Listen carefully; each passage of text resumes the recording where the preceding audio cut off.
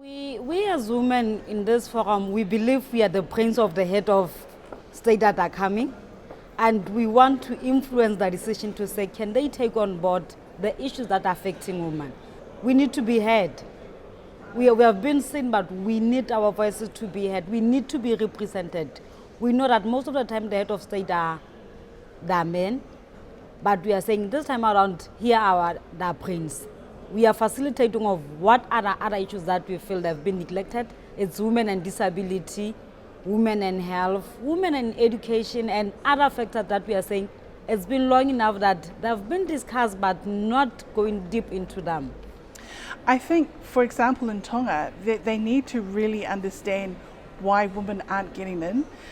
There's this assumption that women need to improve on their campaign methodologies, that they need to increase the financing around their campaigns, but I think it's more than that. I think parliamentarians need to really understand the power structures that are in play, the power and control structures in terms of when you have power, you're privileged, and who would want to give up privilege? So they need to understand it from that perspective in terms of, the barriers that are in so many forms in terms of women trying to get into parliament. And I think once they understand the real root causes of why women aren't getting into parliament, then we can make some headway in terms of temporary special measures or affirmative action policies. Well, it was interesting that what I hope was one of the recommendations in my workshop was that the next CHOGM, in fact, sees the issues from the perspective of women, so that it is time for women to have more leadership positions within the Commonwealth, but also in terms of the positions that are taken to have a more women-focused perspective.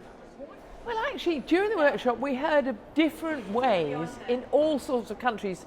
In Trinidad, using music, in other countries using training of women or legislative quotas, or actually just connecting with women. And we have made a difference. The Welsh Assembly was 50-50 men and women.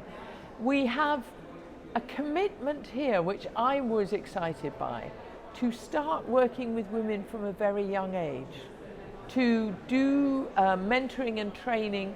Here in Malta, they start with girls.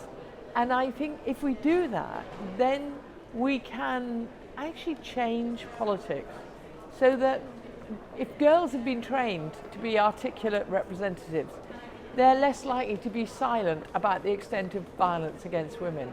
They're more likely to stand up for women's rights at every level of society.